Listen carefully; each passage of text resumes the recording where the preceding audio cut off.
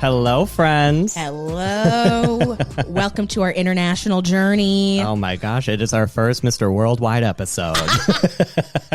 Oh my God. We have an extra special guest here who I am so excited because she was probably the only plant YouTuber that I actually watched like consecutively. Because you know me, my brain just doesn't work in the YouTube. We're bad at YouTube. TikTok has done something to our brains. I need less than 3-minute content. And the fact that TikTok pushing 10-minute content out right now, I can't do it. We'll get into it, but let everyone know, who do we have with us today? Today, we have Roos from Plant with Roos, and I am so excited. Yay. Welcome. Thank you so much for having me. I'm so excited.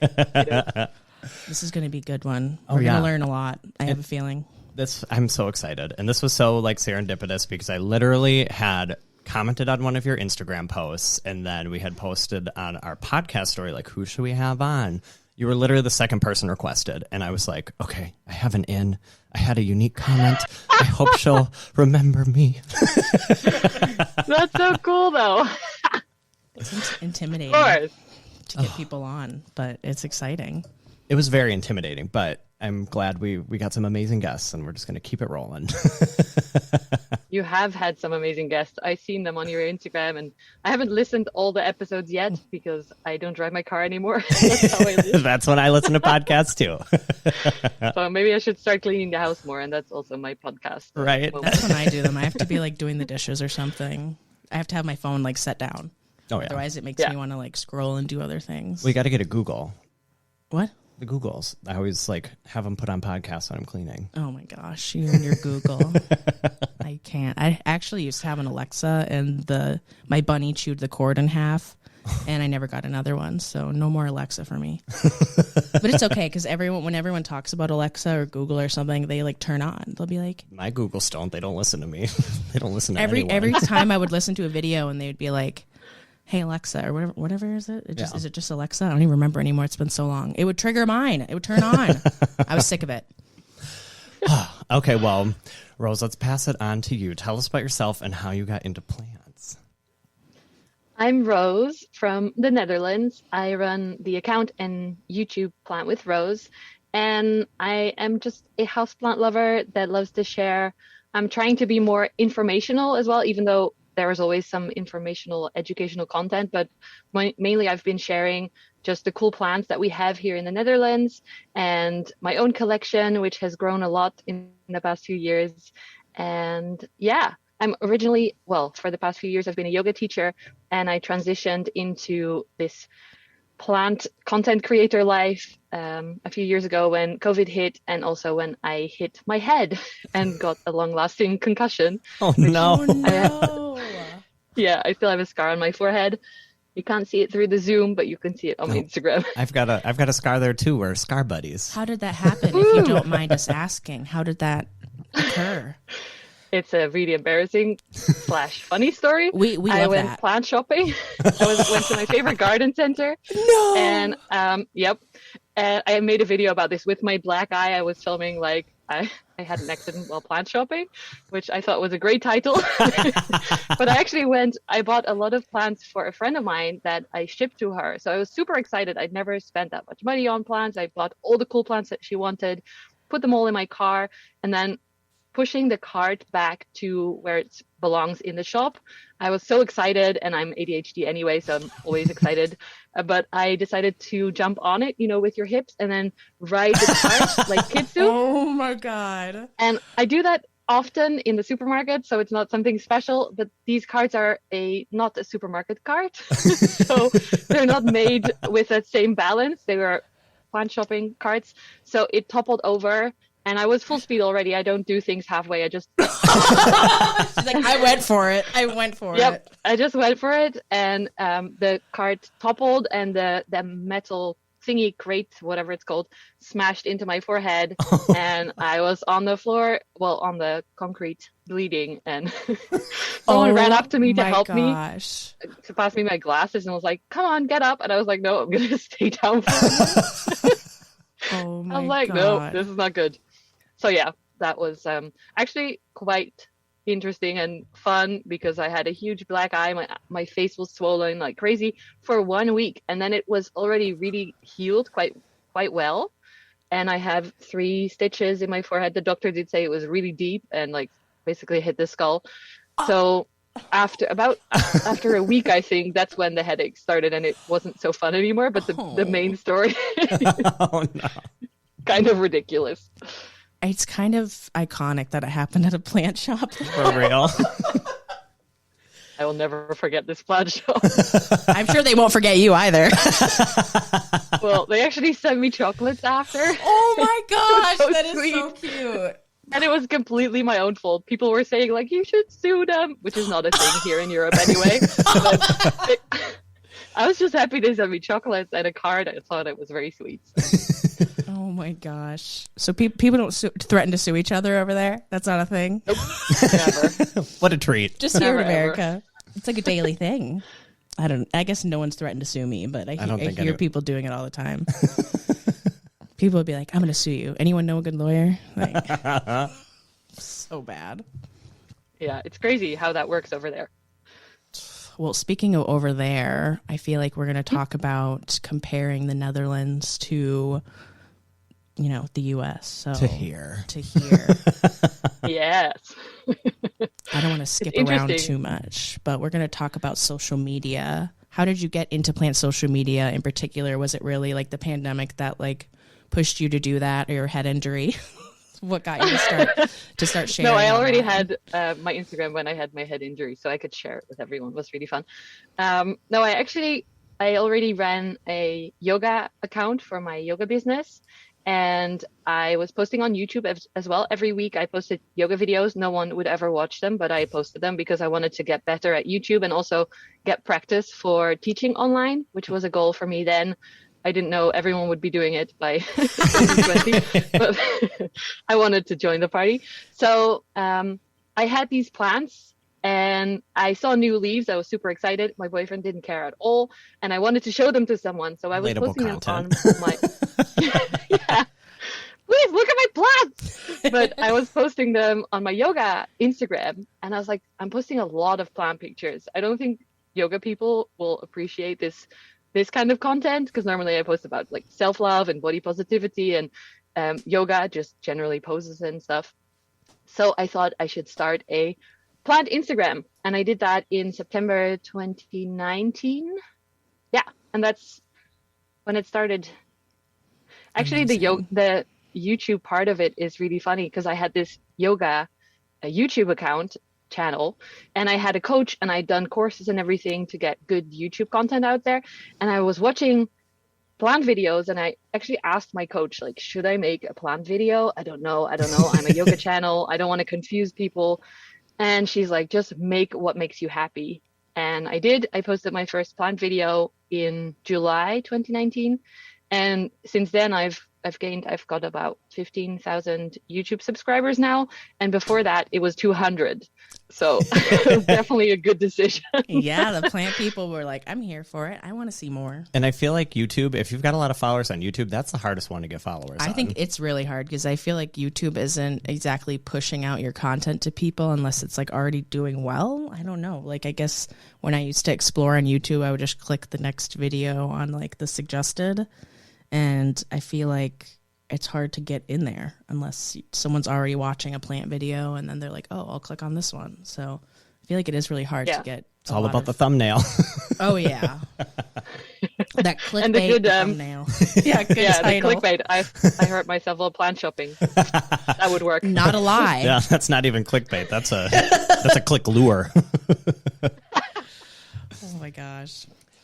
So what does like social media look like in the Netherlands and in Europe as compared to like the US? Because obviously the US is like a social media machine, and honestly, it's a little overwhelming and horrifying a lot of the time. So what is it like more locally, at least, over by you? I don't really know. I've been thinking about this, but my followers are mainly from the US and then the Philippines and the most random places all over the world. So I don't really know. I feel like Dutch creators, we get like typically this is maybe a prejudice that at least I'm trying to not have, but Dutch people can be like, just be normal, and that's crazy enough already. So being viewed as a content creator, or I was in the newspaper once and I mentioned something in the article, like someone called me a plant fluencer, and then they made that the head of the main title of the whole article. And that's something that people will have judgments on. Like, you're an influencer. Ooh, so I like to say content creator.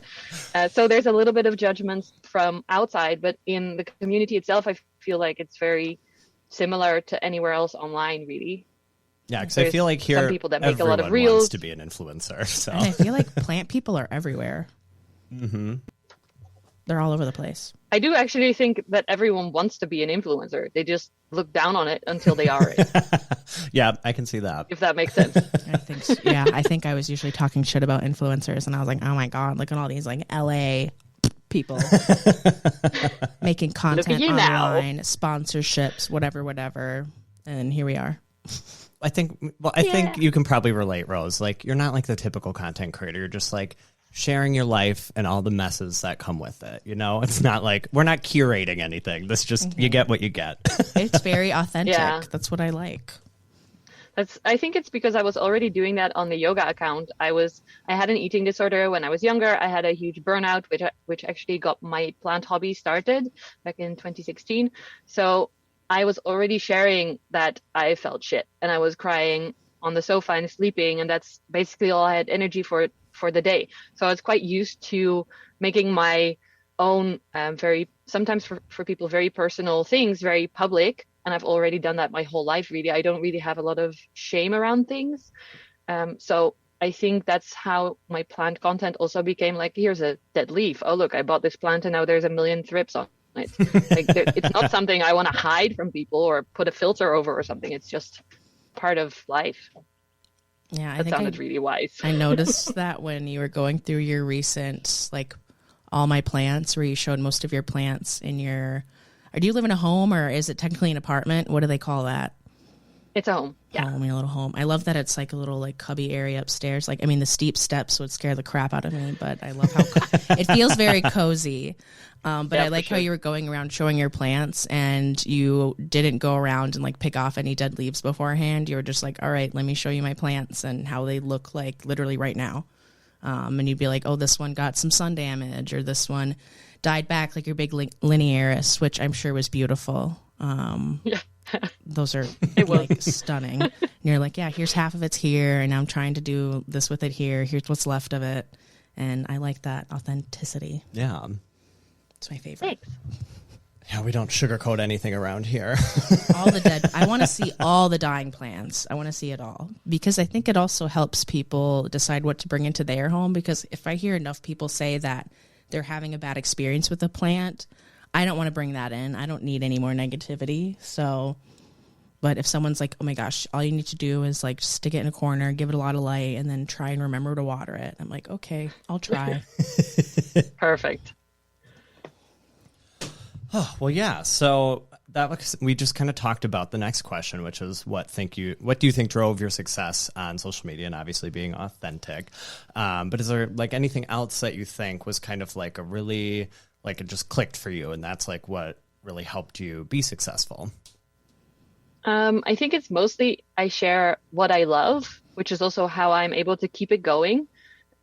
Because I make videos that I want to see, and I go to the plant shops that excite me, and I show people the plants and the prices.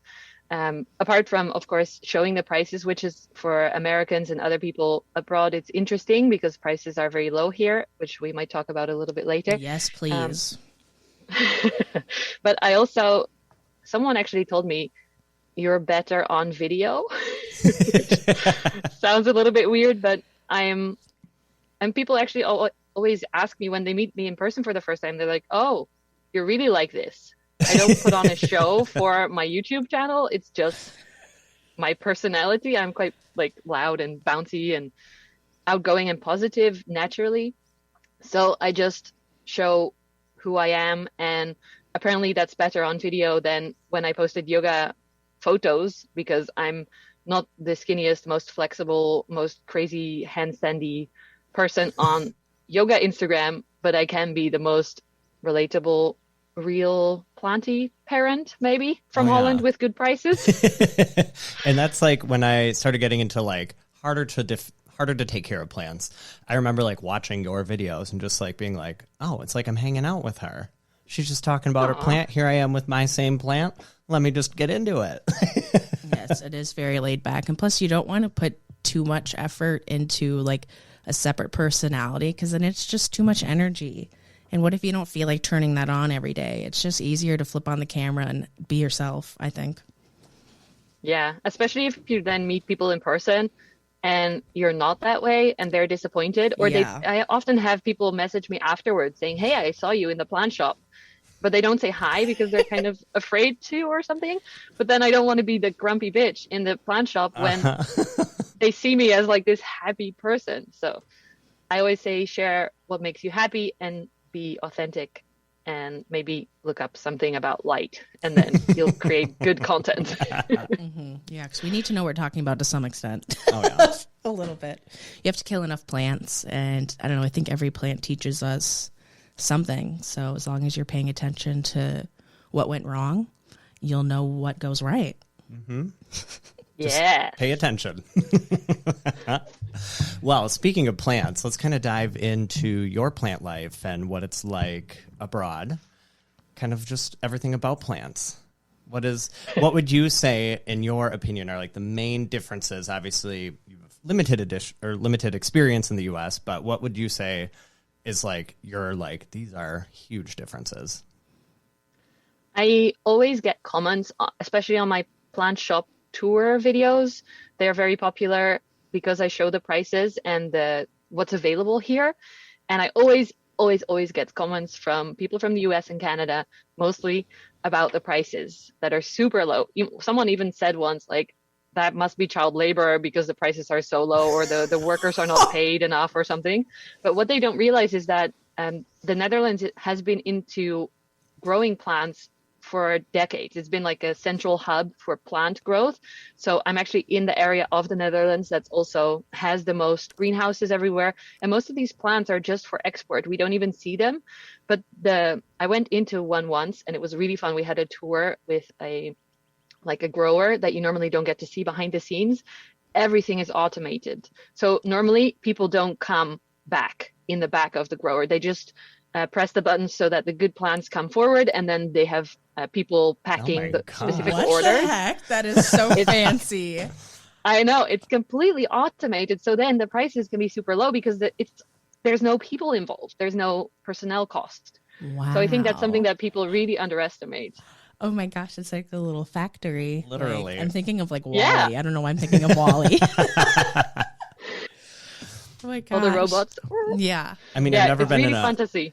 I've never been in a plant. Plant conveyor belt type of thing. Yeah, I've never been in a house plant or tropical plant greenhouse, but I have been in like food stuff and things like that, and most of them are like pretty worn down and nothing like that going on around here. Yeah, like everything around here, I feel like a lot of the people who are starting their own greenhouses, they're like moving into an old one and fixing it up. There's not a whole lot of like new technology like that I see here. It's very like they're doing their own propagating and, trying their best to water everything. And then everything comes soaked because they just have to keep it watered all the time. There's definitely also more like hand done greenhouses for sure, but those are the smaller shops. So the main exporting plants and everything are the automated ones, and there's always levels. This was a very nice one, very fancy one, but yeah, it's just all very large scale. There's a lot of different plants as well that weren't available where you guys are before, and the other way around as well. It's starting to catch up now because of the plant hype. Everyone is like, we need all the plants, but yeah, there were some plants here that were, I think the dragon scale was $200 in the US when I bought it for 15 euros, which I kind of just translate them literally. So it would be like 15 US dollars. Wow. So Yeah, the alocasias are definitely kind of coming down in price finally over here, and like the wholesalers are finally growing them. But It's tough, and especially with plants like that don't travel super well. A lot of people are importing plants, and that makes me think, so if there's like a lot of plants readily available near you, is it not really normal for people to be importing from other countries? It depends. People do import, well, the plant lover people, but mostly I feel like they're importing the kinds that we don't really have here. I feel like anthuriums, there's a huge grower market here for anthuriums, but they're all the plain boring ones with the bright colored flowers.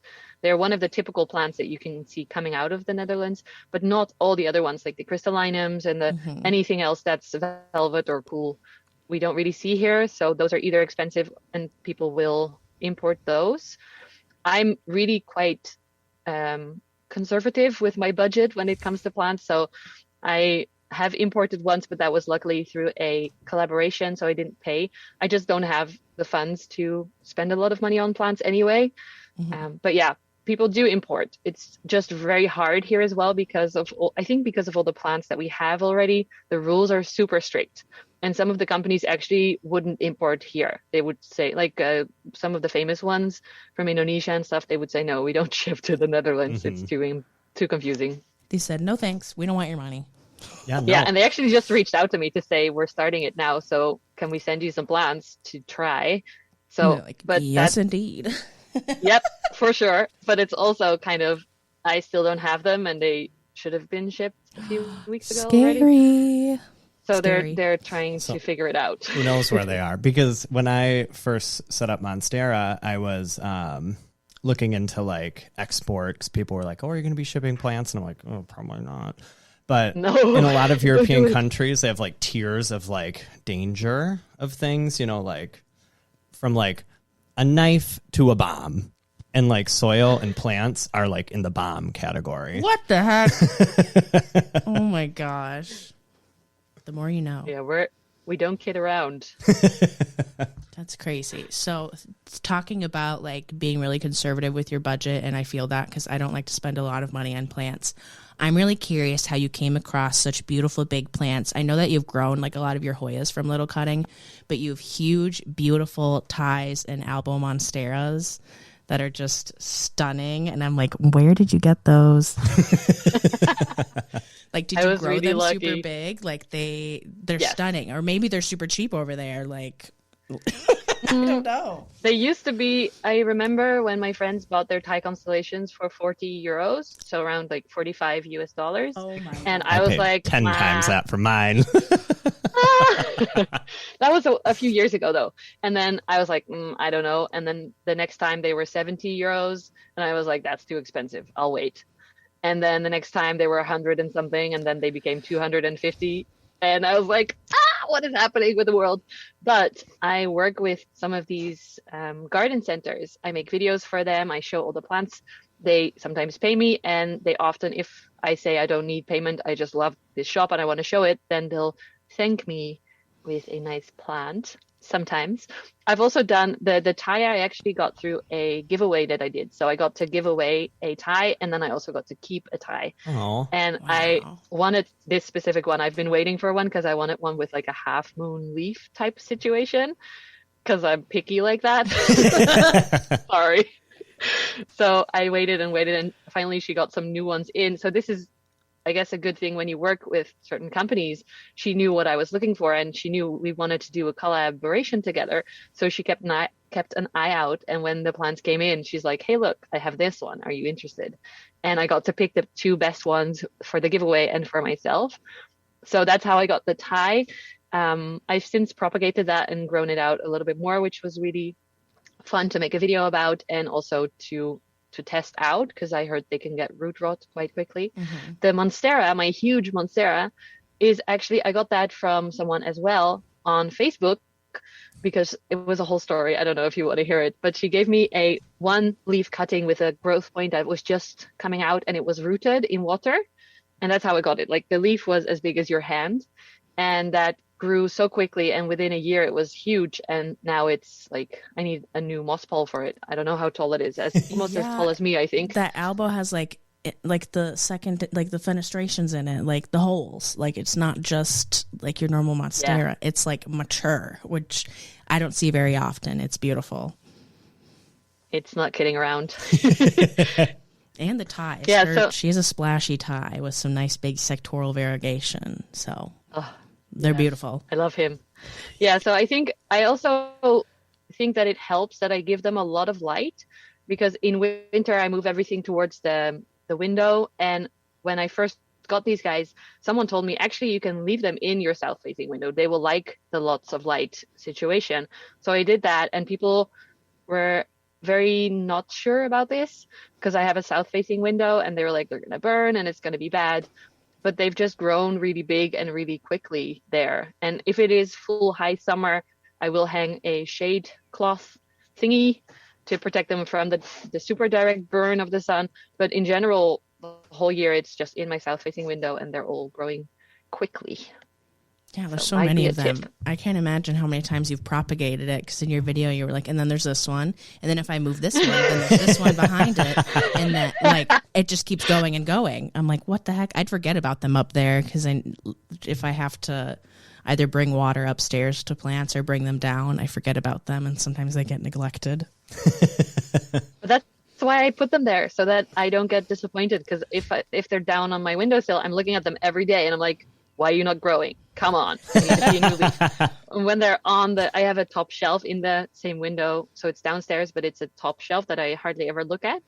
And then whenever I think about it, every few weeks, I'll check it out. And I'm like, oh, look, it's a new leaf on my tie and on my monstera. And it's just, much more fun that way. It's so dry here. If I left mine sit for 2 weeks, they would have shriveled up to nothing.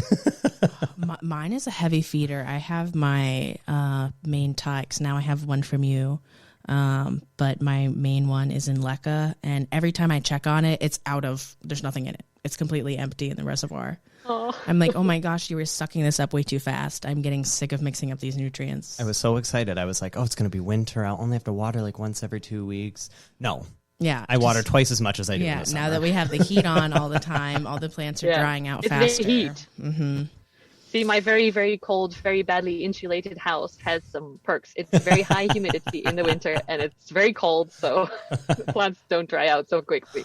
That's scary. We just had, well, not weeks. We don't live in Florida, but there was just like a big freeze that kept happening for people in Florida, and I had sent Brandon this person's giant tie constellation. These leaves were massive, and it was big as these behind us, huge. And it was growing up this tree. That thing had to have been 20 feet tall, completely brown because of the cold. The entire thing. I'm sure the trunk was maybe fine, but all of the leaves died off. That is so sad. And it kind of hurt my heart a little bit, because you can't just go find that plant. No. I'm sure she grew it into this giant plant, and it took years and care. And when you have them outside like that and you can't control the weather, what do you do? That's nothing. Scary. That's so scary. That's why I get scared to bring things outside. And then there's caterpillars and squirrels and things that are trying to. Remember that squirrel kept trying to get into my ruby necklace, and it kept bearing walnuts in it? Yes. It was a nightmare. So cute.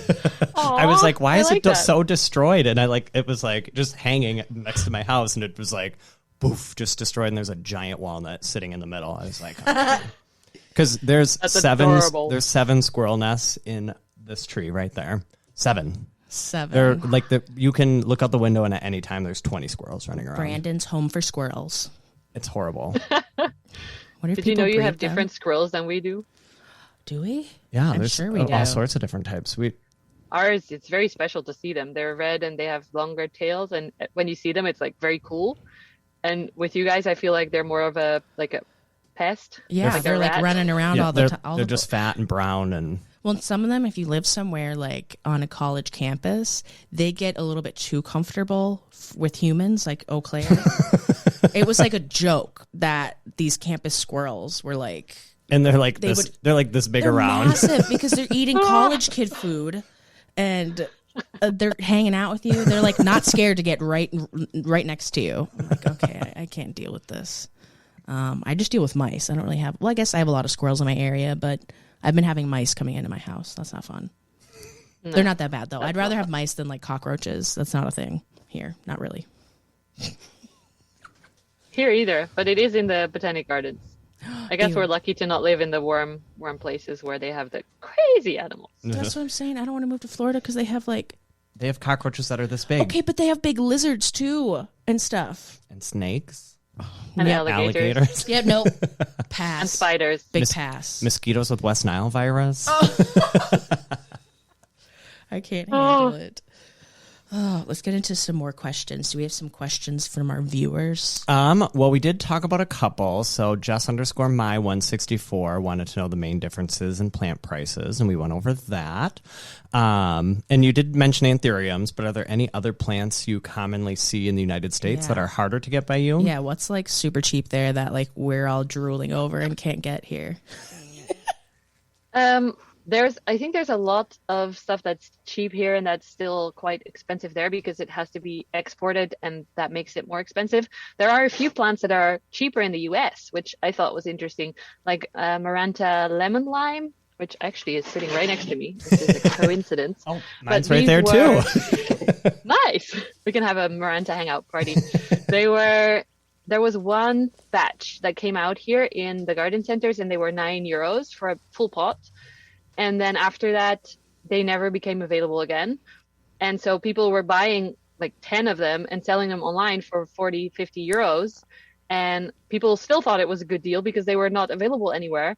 And then after that, we didn't see them for a while. And then I saw them in the garden center for the first time for 90 euros. Oh my gosh. 90. Well, and that was shocking. I actually have noticed that because mine, it was huge when I got it. It was really cheap. It was 2 years ago. And it died down because it got spider mites and I didn't notice. And then I just had like a couple of cuttings left. And I'm like, oh, I should just go buy a new plant. And I'm like, I can't find them anywhere. Where are they? And I really haven't seen them since. Yeah, they're like now starting to pop up a little bit more. Like now I'm starting to see little baskets of them. But right now, the one that I can't find specifically is the black Maranta. There's like the black Maranta and like the silver band. I want a big pot of those and like a little cutting is $100. And I'm like, yeah, no. Those are really expensive here as well. One of my shops that I really like, she has grown them out. So they're starting to become more available now, but they'll still be quite expensive, at least for my budget. Of course, it depends per person. But yeah, they are becoming a little bit more available because they're not, in my experience, Marantas are not that hard to grow.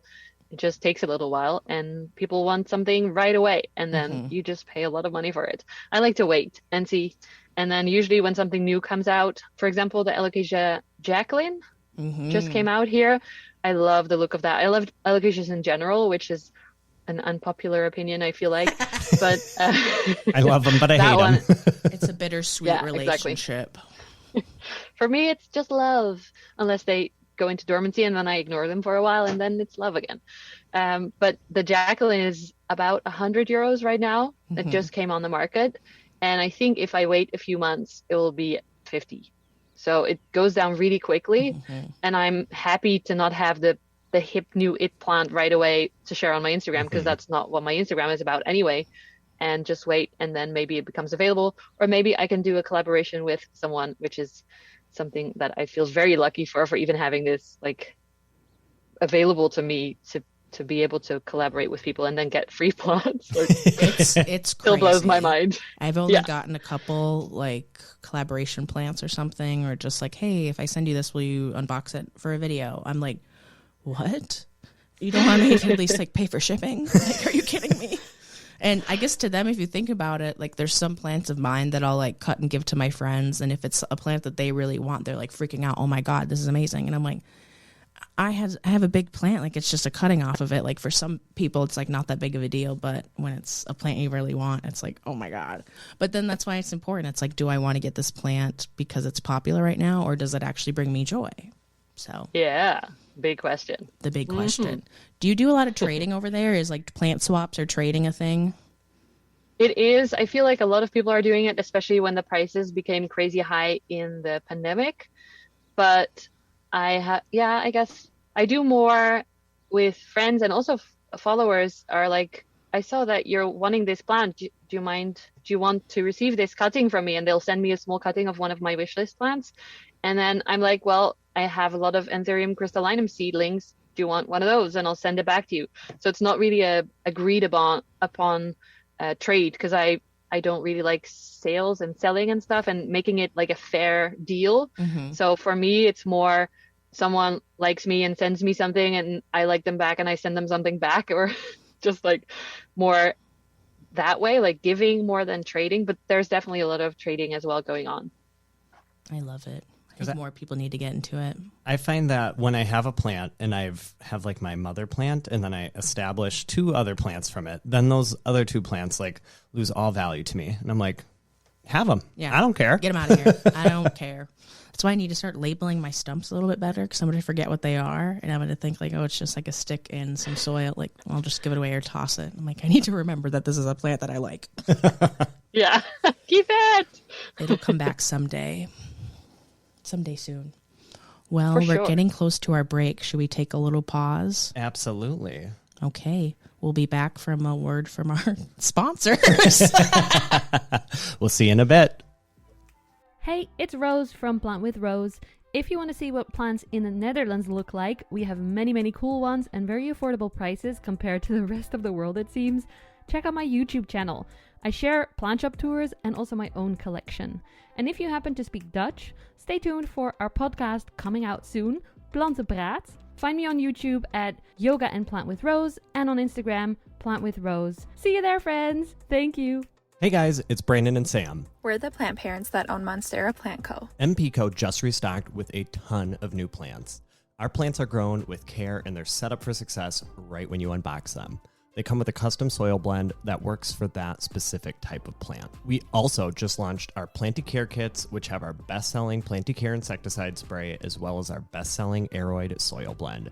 Just pick your soil size and save some money. Get your Planty Care starter kits on our website at www.monsteraplant.co. Make sure to follow us on Instagram for fun new products at monsteraplant.co. Because you listen to Where Are We Growing, use the code PODCAST10 to save 10% on everything in the store. That's www.monsteraplant.co, and make sure to use code PODCAST10. Hey plant friends, it's Nicole. Listen, I love chatting plants with you guys on Instagram, but it can be tough for me to get to all of my messages. So if you've ever wanted to book me for a virtual plant consultation, you can go to superpeer.com/Nicole Larson Grows and use code GROW, that's GROW, for a discount. I do 15-minute, 30-minute, and 60-minute consultations. We can talk anything from pests to transitioning to LECA, anything you want. I promise it's not scary. All right, the ad is over. Back to the plants. And we are back. Welcome back, friends. Like, look at Brandon. I'm like, hello. Usually Brandon brings us back in. So Yeah, this was a new adventure for Nicole. Yeah, we like to keep things the same, and when he switches it up on me, I'm like, ah, Bing bong. I can't. I love our soundboard. We need to get some more in there besides Bing Bong. Yeah, but- so if any of you have suggestions for sounds we could put in, please give us suggestions, because we'll just be Bing Bong until 2030.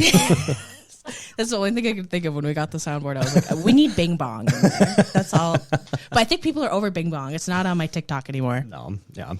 Anyways, back to Roos. So we were talking a little bit before about the process of like how plants get to you in the Netherlands, and you kind of mentioned that there's not a whole lot of importing coming in and a lot of the plants are grown locally. But you brought some facts for us about Florida, and so we're going to jump back to that. I'm going to turn it over to you, Rose. Thank you. Someone actually said, because you guys have Florida and then from there it's distributed to the rest of the country. Mainly, Like most yeah. plants are grown there, right? And here, I feel like the Netherlands is Florida for Europe. So if you look at the sizes, Europe is still smaller, I think, than the US and our little country. So there are different countries, but the rules are pretty easy for shipping within the EU at least. And I feel like, so we're Florida without the warmth and the good climate. But yeah, I brought some facts because, haha, I'm taking my book. So the US is 237 times as big as my country. Oh my gosh. Yes, that's right. What the heck? So for your idea, Maryland, the state of Maryland, Okay. is comparable to size to my country. I don't know anything about Maryland. Maryland Me is like- neither. But Google said pretty, it. So. It's pretty little. It's pretty little. Okay, so do you know Vancouver Island? Oh, yeah. Yeah. I can picture the same better. size as my country. Oh, my gosh. The whole thing. What? And I have, I don't know if you know kilometers, but it's 300 kilometers tall and 180 kilometers wide. And so I should have written that down in miles, but it's I think 180 Minnesota's bigger kilometers. than So I think that's a little bit over 100 miles wide Look up Minnesota's and dimensions. like 200 miles. Oh I didn't my look up gosh. Minnesota because I couldn't remember what state you were Oh guys yeah, in. we I never knew- talk. Well, we like talk about Minneapolis being the city that we're from, but we don't really. we talk never about really Minnesota. mentioned Minnesota. It But Brandon just is- looked it up. Okay, I don't need to know about the deepest lake. Okay, so it's 360 miles from east to west, so then miles to kilometers. Let's see. Should have prepared this. Yeah, same. I should have done the mile thingy. So 360 miles is not emojis. We do Oh my numbers. God. Yeah, we're having it's 579 kilometers wide, Dang. and it is okay. Again, it tried to, And that's I've driven just your across state. Minnesota many times. Yeah, this is just ours. and then north to south, it is 655 kilometers for just the state. Dang. so then north to south, we fit in twice, and left to right we fit in, I don't know, like 3 times. I can't do. Oh my It's late here, okay? Yeah, what time? And- What time is it for you right now over there? It's 7:15, and my boyfriend's ordering pizzas tonight for us, so Oh my he'll be gosh, curious yum. what I'm up to up here. Gosh, we should order pizza yeah. today. I thought But Sam can't Do have it. pizza. Yeah, we're going to visit our friend who just got her wisdom teeth out, so we'll have to blend Aw. it up for her. yeah, I know she was really you jealous can that get lasagna or something. I was eating chips in front of her yesterday, and she was like, "Oh, those sound so That's good." just evil. I was like, "Sorry." She was really excited that I brought her Go-Gurts, though. She loved them. Oh, Okay, you're a good friend. getting into this next segment, I'm really excited because we're going to talk a little bit more about mental health, which we touched on for a little bit. So we talk about this on our podcast a lot, but tell us how you manage your giant plant collection, because I feel like you have a very well-rounded plant collection, a lot of Hoyas, and how do you keep your good mental health practices up with that? Yeah, I think when people start becoming plant lovers, the first initial thing is to just see a plant and buy it or get trades, and just like your house fills up really fast. And for me and for a lot of my friends, there's been a point where it's like, wait, this has now become a chore. It's not fun anymore. Not like fun houseplant video chore kind of thing, but annoying chore. So for me, I had to find a point of like, okay, I have to stop and let go of some plants. My boyfriend in the beginning actually said, okay, you're not going to buy any plants anymore unless you're willing to get rid of one. So I thought that was really mean in the beginning, but I'm actually super grateful to him for it, because it also made me more aware of what I'm bringing in, and not just getting everything that I see in the moment, but thinking about it like, can I take care of this? Do I actually like it? Or is it like a hype on Instagram? Or is it, I don't know, a good price or whatever it is? Like thinking a little bit more about what you buy in general might be good for me and for other people. But my big collection, I feel like is mostly quite easy plants. So I have a lot of aeroids, and those I let dry out a lot, and then they can take a lot of water, and then they dry out again.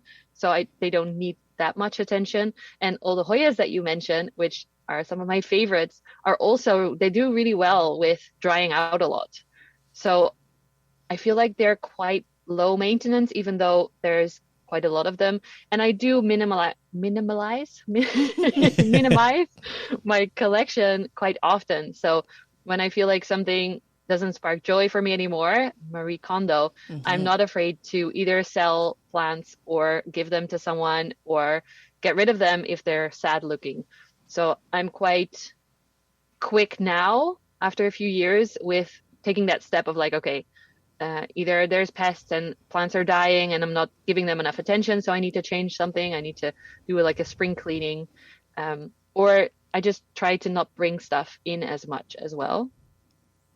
Yeah, I feel that hard. I feel like a lot of people ask me like, oh my God, how do you care for so many plants? And I'm not running around every day caring for them. They are generally very low maintenance plants, or they're plants that will look thirsty. I really like the Hoyas and being able to like feel them, because obviously I let them dry out, but then I'm like, okay, is this like feeling really thin and it's time for a soak or something? Or if like my pothos that's hanging up starts looking really droopy, then I know it's time to take it down, and then I don't actually have to take it down unless I need to. Oh, yours doesn't just lose all the middle leaves. They all turn yellow and die at the same time, because that's what mine do. Same. For some reason, the golden pothos that I got the same day as you at IKEA, it's doing pretty well. It's still hanging out. But I feel like I'm doing well with that one. I don't know why. But these two in the living room, the second they get dry, they're like, okay, well, Goodbye. we're going to lose a whole ring of leaves and we're going to look really weird. Have you like gone through with a little stick lately to break up the soil? They've probably eaten up all the soil. Yeah, I mean, make sure it's not getting hydrophobic. I just feel like some of my plants. That's why I like to keep things in plastic pots, so I can squeeze them and break it up a little bit and make sure the water's getting down there. Otherwise, with my big plants, I really have to like grab like a dowel or a stick and really like break up the soil and make sure that it's not becoming super compact, because I let it get so dry and it'll eventually happen over time. Yeah, I like to squeeze the pots as well. It's nice. It's like a little massage for the plant. And then you can tell also when it's just root, and you're like, uh-oh, I got to repot it's like, this. uh-oh, there's no more soil in here. It's time. I also do have quite a few plants in either grow boxes or terraria. I don't know how to say that in English. So they don't need that much attention or any attention at all. They are not always in sight. Like my grow boxes are on the attic. If you've seen my tour, they're hidden away a little bit, but I literally don't have to open them. The condense of the water will water the plants again. So it's like a self system. Mm-hmm. Jeez, my words are disappearing from my brain. But yeah, that helps too. I like a good self-watering pot. That's why I've been moving a lot of stuff into pon or leca, which sometimes seems like it's a lot of work, but when you get to that many plants and there's just the sheer volume is a little overwhelming, having those things set up and they're getting their water and their nutrients all the time, and I don't have to think about them. I like it. I just knock over all my plants in leca because they just go. Oh my gosh, yeah. Because it's like spilling dirt is one thing, but when I knock over a leca pot, it's like all over the place. There's leca in every corner of the room then. And then when I'm trying to sweep it up, they're little balls. So when I'm trying to sweep it up, they're just being flung all over. I can't. And then my cat gets a hold of them, and it's a nightmare. It's perfect, like the perfect noise, like batting it back and forth. She likes dice too. Do you guys know Eddie leaves them out? Oh, do you guys know ceramis? It's like a smaller. It's the same as leca, but not the round form. So it's smaller pieces. It looks a little bit like pon, but it's the color of leca, and I really like using it. How do you spell it? I have never really started using pon. Ceramis, S-E-R. Spelling in English is hard. A-M-I-S. Let's see what it. Miss. Oh yeah, look at that. It's on Amazon. I really like using that. I wonder, is it similar to like Tephra? Tephra? I think that's something that people use. Yeah, I don't know. Oh, yeah. It's just little clay pieces. Yeah, it looks just like another semi-hydro something. Very chunky. You can like mix it in with bonsai stuff. Okay. Yeah. Nice. There's so I use much it out for there. my Hoyas and rescue projects and stuff. So I just put that in, or perlite. I don't like leca anymore because it's so big with small Hoya roots, and also because of the stupid balls just get everywhere. So not for me anymore. Well, I also feel like with the balls being really big, they don't keep the plant as like compact. Like if it's a very like top heavy plant, it'll just be like wobbly wobble all over. Oh yeah, that's like my Aurea syngoniums. They're like just tipping over, and I'm like, okay, get back up. Yeah, come on. I find like things that are in like smaller pieces, like pon, it stays up a little bit better. Anything that I know is going to climb, I hesitate putting it in leca because I'm like, oh no, you're going to fall over in 2 seconds. That's what happened to my caprea. It like uprooted itself because it was getting so big. It was like, goodbye. I can't. Oh, that's adorable. I can see it. I miss my big caprea. I do too. I'll get another someday. Oh, well, moving on. So you are a huge yogi. So how do you, because obviously you have like your yoga life and you have your plant life, but I'm sure they intersect in a lot of ways. So how has yoga helped and plants with yoga, vice versa? Like, how do they relate?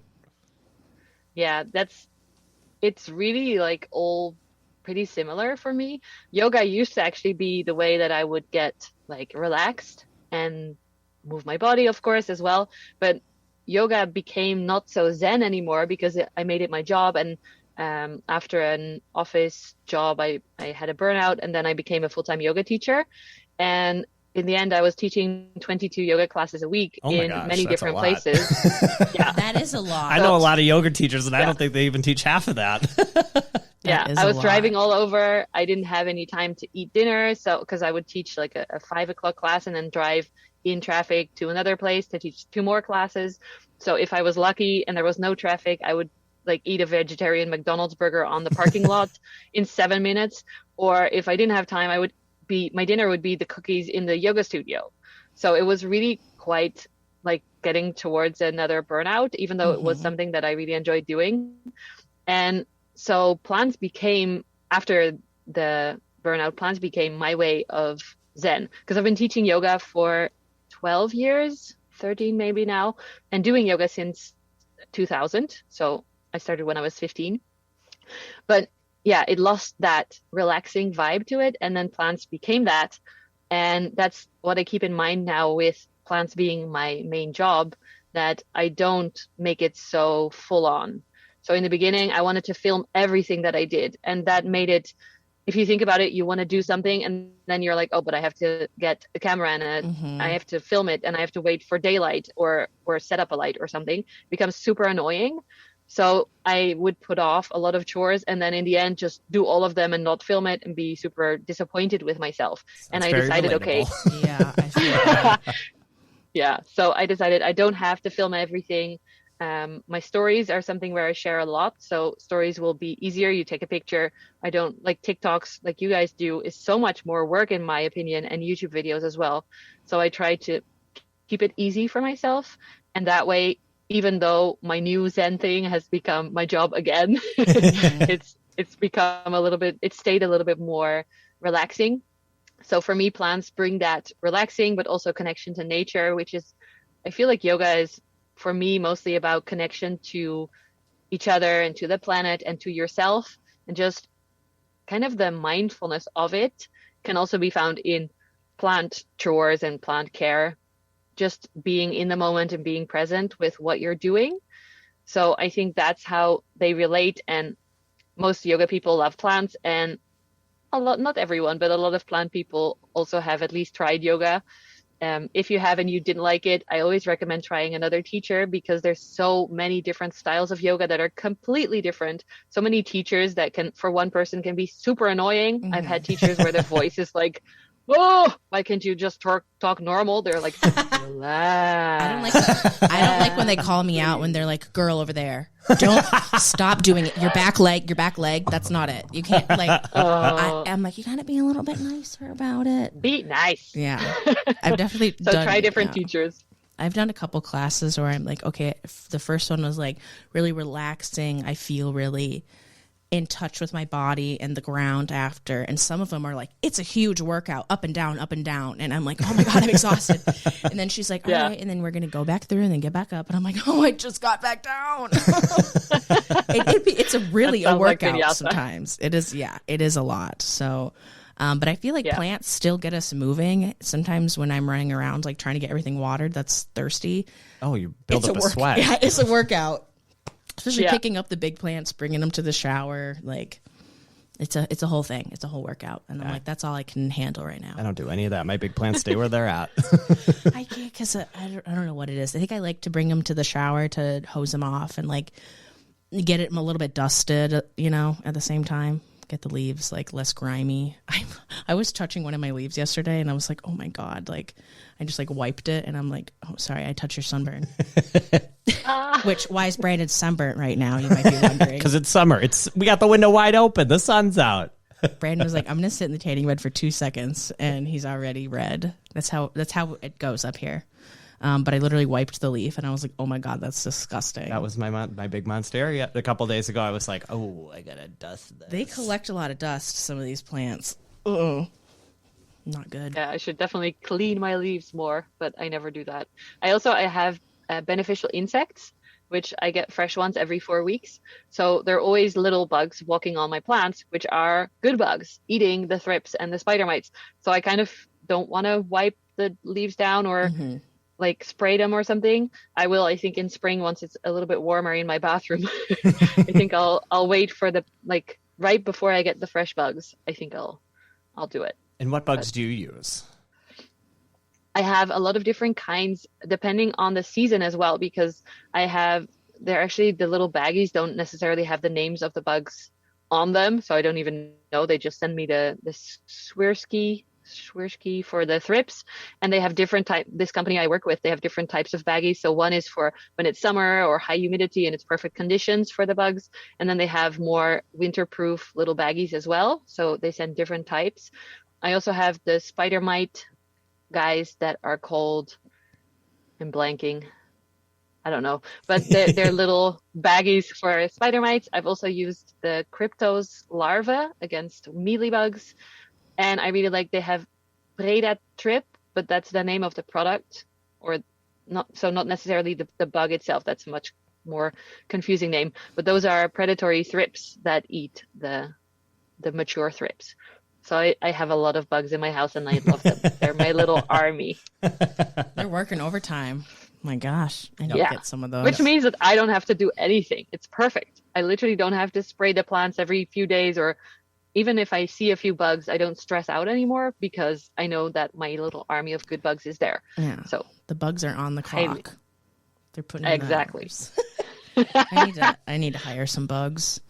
I just found some thrippies on like a varicosum that I chopped, and it was like my best looking varicosum. Like, you know how they're kind of like, they can kind of look like shit, kind of look like really good. My best looking little one, juvenile thrippies. I'm like, you've got to be kidding me. Like, end it all. She's still quarantining. She was literally in my grow tent. So I'm like, who knows what's going on in there? Well, see, that's what I did. I got the green lace wings and just threw them in the tent, and all the thrips are gone.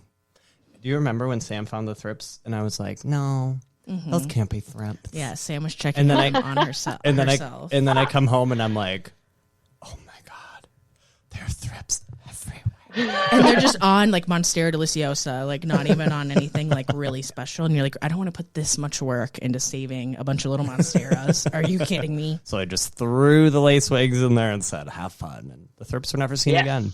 Brenna, if you're listening to this, no, he didn't. He doesn't tell his roommate that there's bugs crawling around because he'd probably get kicked out.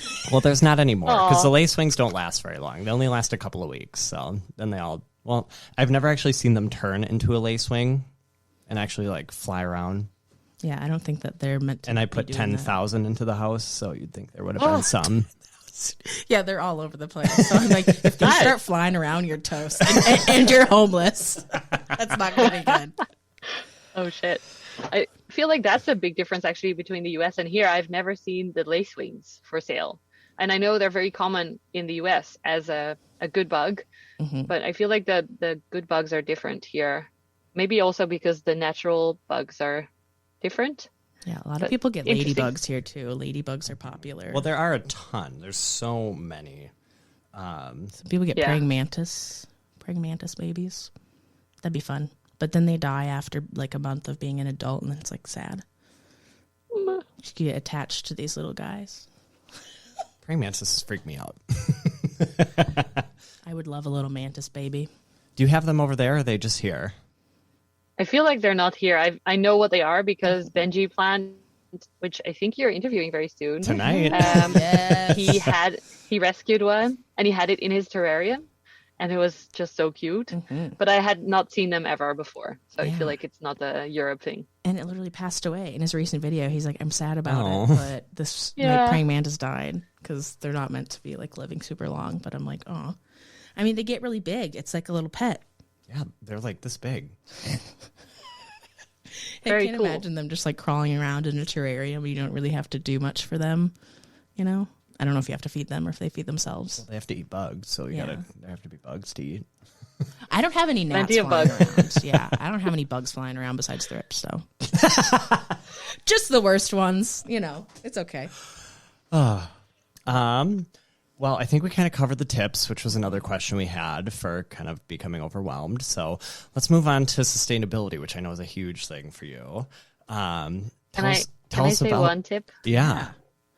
Sorry, I have one tip before about the mental health. I'm really annoying because I really want to say to people always feel so bad when they're overwhelmed and the plants are dying. And I always say, put your self-care over your plant care, because if you have kids or pets, you can't ignore them. They need your attention to survive. If your plant needs your attention, you can just put it to the side, let it die, or maybe it will thrive without your care.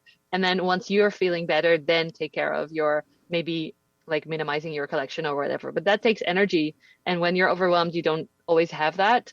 So I always say, just let them be. Don't feel bad about it either. Just let them be and take care of yourself. And once you're feeling better, then you can do the things. The Marie Kondo. Oh, yeah, absolutely. Because even getting rid of plants can be like a lot of work. Even trying to get people to take them for free. I just, sometimes what I do is I'll start gathering the plant graveyard in the middle of the room. I'm like, okay, like you're clearly done. There's no more leaves. And I take it off the shelf so that it's not taking up room there. And I put it in the middle of the room. I'm like, whatever. We'll just start collecting the dead ones. Yeah. And that's how it goes. I don't have the energy to dump them right away because then I got to mourn over it and I feel bad. And then when it's finally time to clean, then I'm like, all right, I'll toss everything. And I keep all the plastic pots. I have so many plastic pots after cleaning my plant room. So many. Oh, they're all different sizes, of course, so I can't make anything look uniform together if I want to be growing a bunch of plants, but it is what it is. Okay. So, Rose, tell us what sustainability means to you. I think it's super, super important. I am mostly vegan. I've been raised vegetarian. I try to always buy organic products. There's all sorts of parts of my life that I'm very focused on being sustainable, as sustainable as possible, which products I buy, what companies I work with, what companies I just buy stuff from. I always check and double check because a lot of greenwashing is going on anyway. People saying we're all about sustainability, and then you ask them and they're like, the clothes are very good. They're very durable. Like, They'll hold up for 1,000 years in a landfill. Yeah. Exactly. That's not what I meant. So for plants, it's kind of hard because I want the cool plants that I love and I want to take care of them the best I can. But also I want to make sure that I'm doing the littlest possible to harm the planet. So I've always used mediums or like potting mixes that I work with a company that is quite focused on sustainability. So they put in less peat and more other stuff, like they have rice hulls in there and plant fiber and like the most random stuff in there that will make it a good soil without having all the peat in it. And actually, if I do get a plant from a shop and it has a lot of that peat stuff, I usually kill the plants because I don't know how to water them properly. I'm not used to it anymore. But it's really tricky because peat is bad, but then people are saying sphagnum moss is not great either. I try to reuse my sphagnum moss as much as I can. And then there is the thing with coconut products, cocoa husk or whatever. Those are usually collected by monkeys, trained monkeys that take them out of the trees. So there's something bad with every option, I feel like. So I try to just do the best I can and remember that it's doing the best you can, and you don't have to be perfect, because perfect, that would mean maybe you don't have plants, and that's not a choice that I want to make because plants make me happy. So I feel like it's a lot about balance. I do see a lot more here in the garden centers, at least. I think it's a Danish grower that brings plants to the Netherlands. So there are plants coming in from other countries within Europe that makes pots that are not the plastic pots that you were mentioning, but some kind of like fiber pots, which I think is very cool because that's less plastic, even though I have a huge collection of those plastic pots as well, and I reuse them until they're basically like disappeared from use. So I try to reuse all the plastic pots. I try to do the things that I can without making it crazy. One thing that is, I feel like, really important, I am importing some plants now because of the collaborations, but importing, of course, with the flying and getting plants from the other side of the world is also quite I don't know how you say, but impactful to the planet. So I try to find out where these companies source their plants from, because apart from the air freight and all of that stuff, you also have to see that they're not pulled from nature when they are endangered plants in that area, which I try to get a lot of questions in with a company before I order from them and make sure that they source them in a responsible way. So that's something to think about, but it's really hard with plants. You really have to be kind to yourself as well, do your best, but then also, like, I mean, we're mostly vegan. We usually eat vegan, but tonight my boyfriend is ordering pizza, which has cheese on it. You can order the pizza without cheese, but you can also just order it with the cheese if you're me and enjoy it. So we're not super strict. I don't eat meat. I will never eat meat because I was raised without it. But like, I feel like doing anything too strictly is not good. I used to have an eating disorder that was very strict. I was very strict for myself, or I would go crazy on the binging, and that didn't work for me. I mean, I was not very happy or healthy. So I tried to always find balance and do things like, I like to work out, but I don't want to go back into that thing. So I don't always have to work out every week or every day or whatever. So with everything, I try to find balance. Maybe that's the yoga part that we were talking about earlier.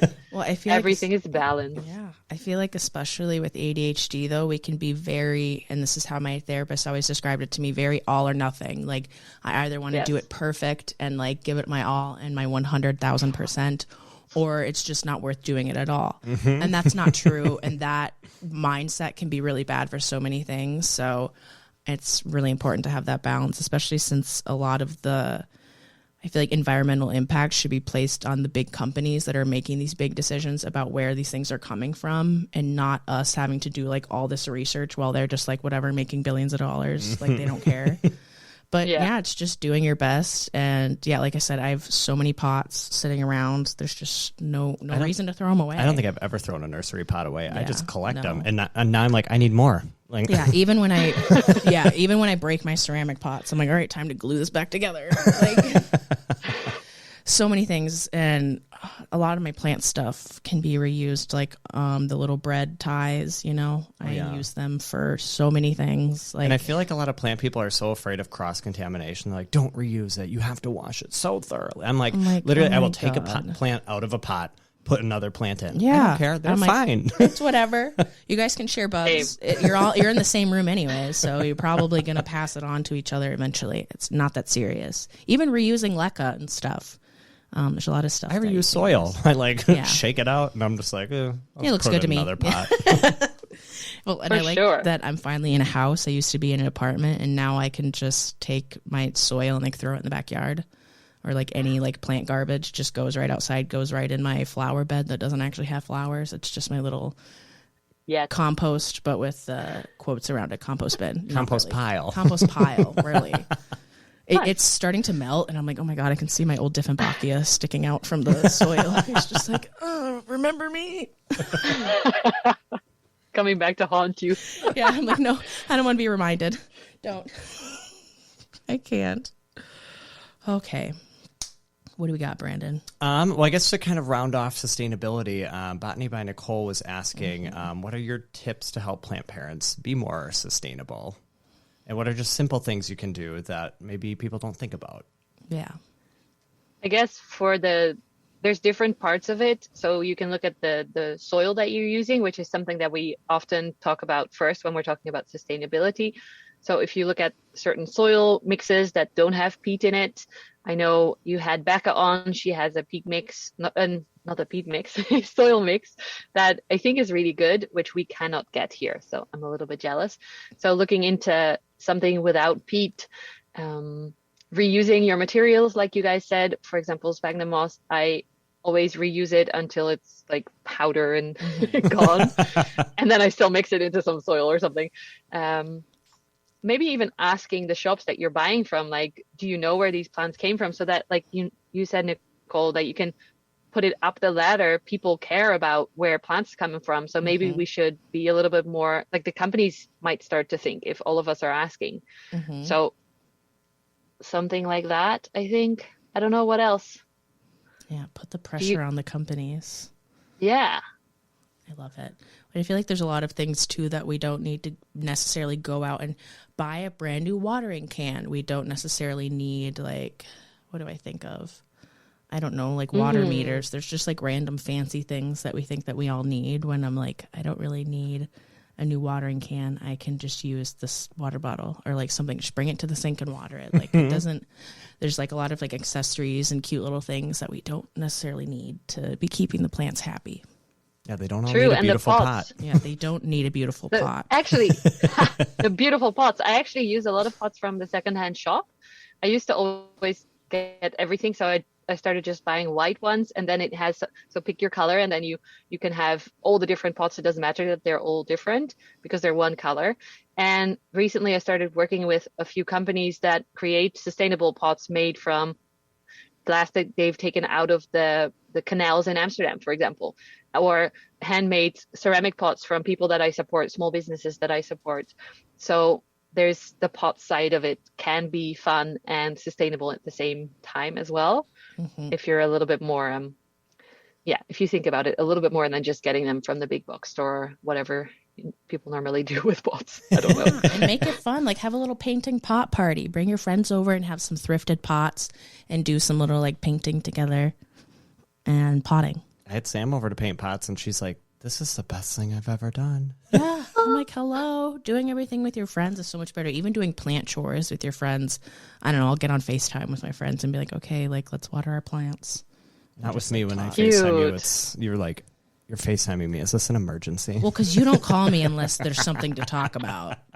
Because we're talking on Snapchat, and we're just like, hey, here's what just happened. Oh, my God, another kitty. Oh, we have the second cat. This is Mickey. He's Hi, Mickey. famous on YouTube because he's very pushy and he wants to be on camera all the time. just like Cece. Oh, my God. Okay, so I've been trying to edit a YouTube video for 2 weeks. It was 30 minutes of footage, and the first 15 was Cece trying to steal center stage. Just making noise, knocking over the garbage can, crashing like, into the camera. I'm finally going to play with a toy like a proper cat and be noisy. Mickey likes to headbutt the microphones when I'm recording podcasts, so it's a little bit risky. But in YouTube, the video that's coming out tomorrow, he was on my lap basically the whole time that I was talking, and I was so excited because he never sits on my lap, and he looks very cute. He's getting better at YouTube. He's like, I'll be here any way that I can. Hopefully there's not a bunch of like purring in the background. Literally. Cece's purrs, you would hear it. she's like, oh yeah, she's a loud one. Little machine. Well, anything else with sustainability that you'd like to cover before we kind of move on to our last little section? I think it's important to look at it for all parts of your life, so not just focused on plants. I like to buy planty products, like I'm wearing a sweater with a plant print, and my friend created it, and it is more of a sustainable company. So you can look at all the different parts of your life and try to do little changes there that you can manage, so you don't immediately all have to become vegan and only have like non-peat mixes, but maybe try less meat for once a week, or buy something organic or sustainably created. There's beautiful brands out there now that are making it their core value to be sustainable instead of like reusing plastic and that's it. So there's a lot of cool companies popping up now that I think are worth our money rather than some of the not so nice ones. And I don't want to be mean. One non-planty thing that is the most sustainable thing you can do for the earth is not have children. Oh, yeah. Yeah. Don't have kids. We love that.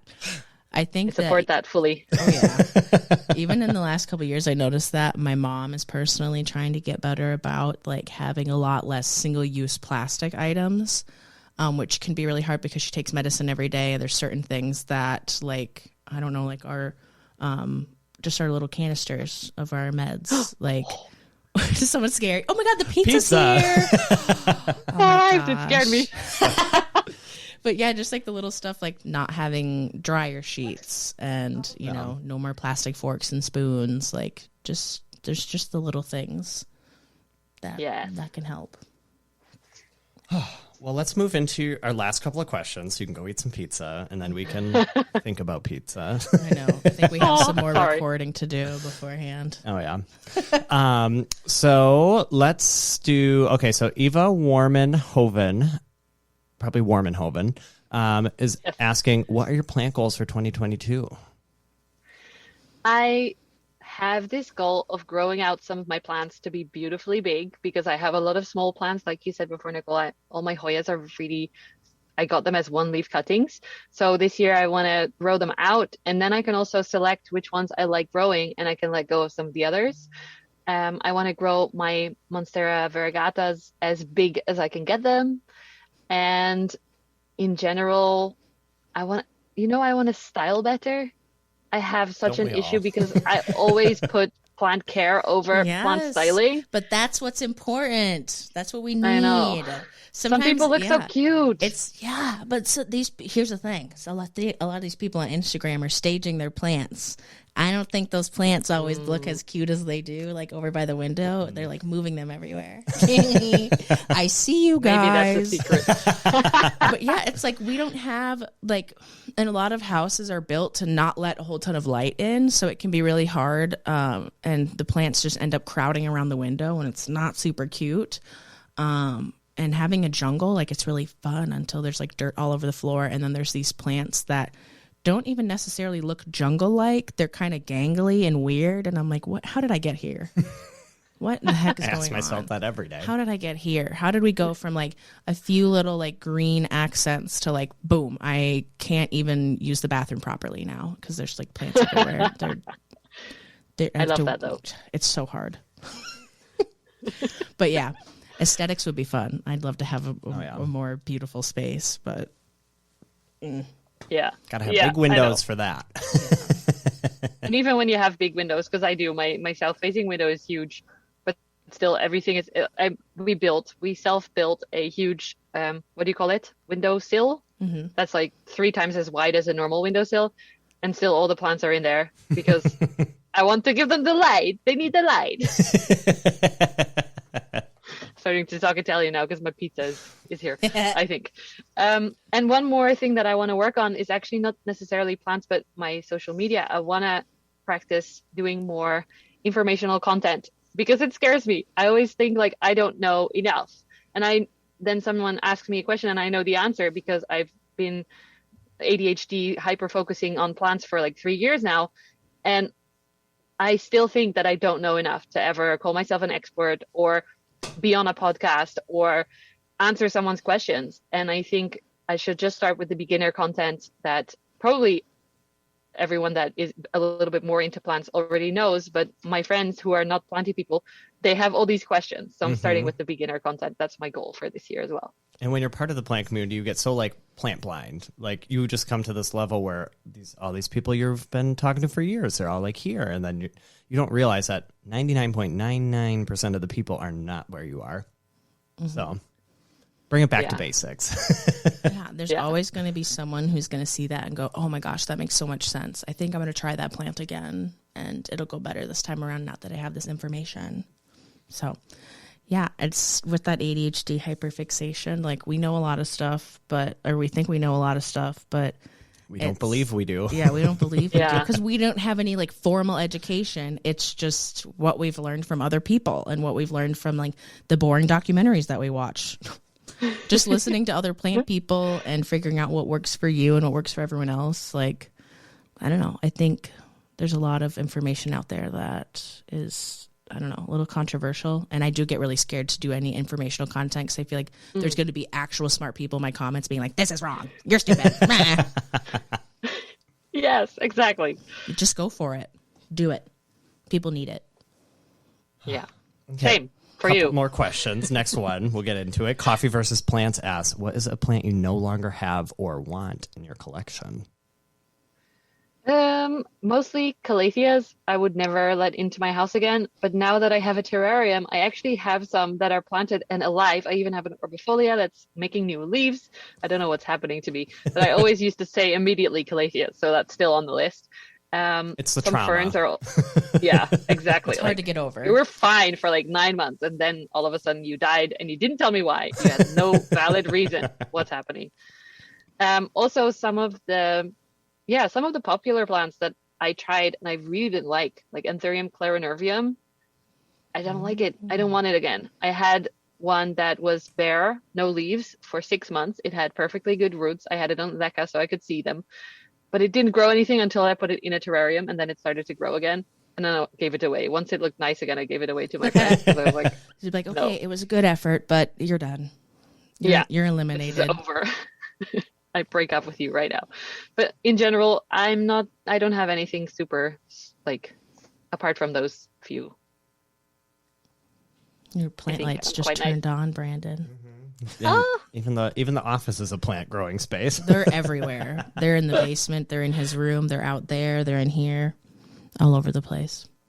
Perfect. Yeah, it becomes a sickness. But anyway, do you have any fun projects coming up that you'd like to talk about? Well, I am starting my own planty podcast, which is a little bit of a secret still, but I can tell you guys. But it will be in Dutch. So if there are any Dutch-speaking people, then keep an eye on my profile. I'll share it once we're ready. But we're going to start a podcast. No! Yay! It's going to be great. Yes!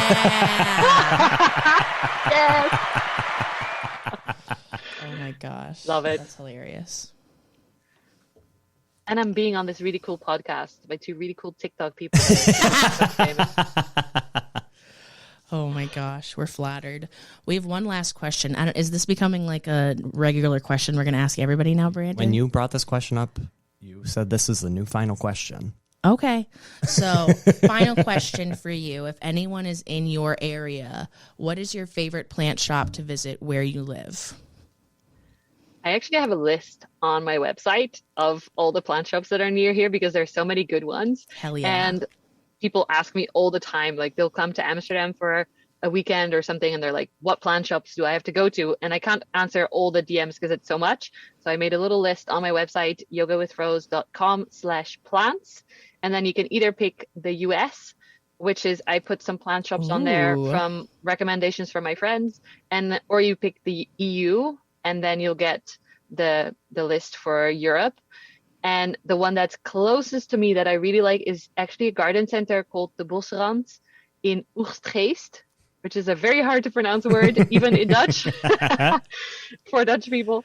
It's a garden center that is quite new. It's about 10 minutes from my house, and they always try to have a really good collection of harder to find plants. Really, I just made a video there a few weeks ago, and it's just really cool plants and good prices. A really nice cafe as well, and the owner is awesome. I've worked with them a few times in like paid sponsorships as well, which I really appreciate. So that's my advice.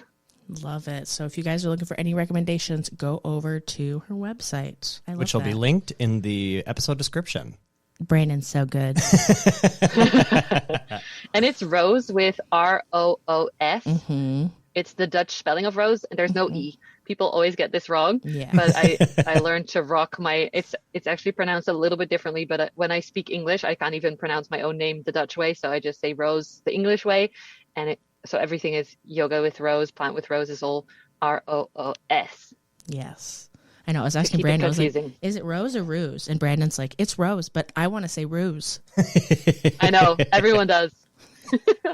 Even when they've known me for years and we do a collaboration or something and they have to pronounce my name all of a sudden out loud, then they're like, oh, thank you, Roos, for having me. Oh, yeah. My brain does that all the time. Yeah. It's okay, though. I'm used to it. Well, is there anything else you want to cover or talk about that we have not up until this point? Oh, geez, we've talked for so long. I don't even know anymore. Yeah, I think we did a pretty good job. I think we got it. A chatty episode. Yeah, thank you so much for having me because this has been my second podcast ever that I am the main host of, and it felt very scary, but you guys made it really fun. And Yay! yeah, thanks. Well, yeah, thank you guys for listening. Thank you, Rose, for coming on. It's been a pleasure.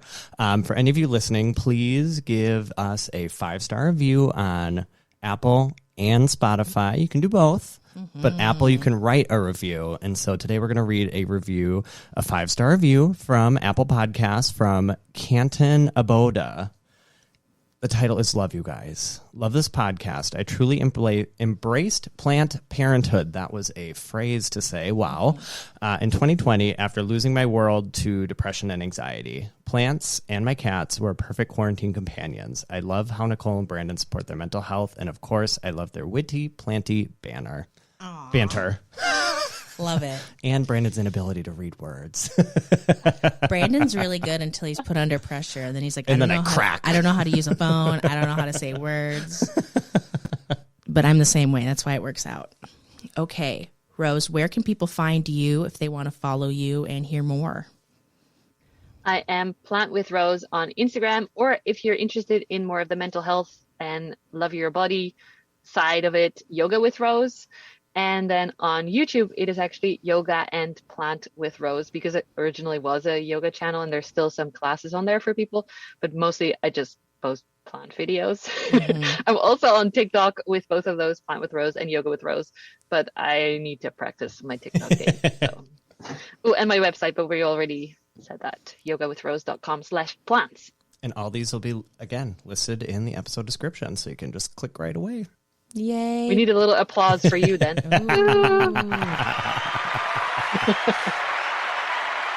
So good. All right, Brandon, where can people find you? You can find me on TikTok, Instagram, and YouTube at Brandon Botanical. You can find my plant shop on Instagram on steroplant.co. That is also the URL to visit and shop. I feel like I have something else. Do I?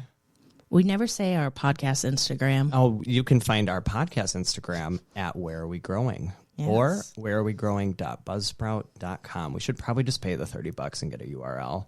No. Why? So we're more official. We're as official as it gets. We are as official as you can be. Are you kidding me? Oh my gosh. Well, if you want to go follow me on the interwebs, you can find me at Nicole Larson Grows on, what is it? TikTok and Instagram. I literally forget what they're called.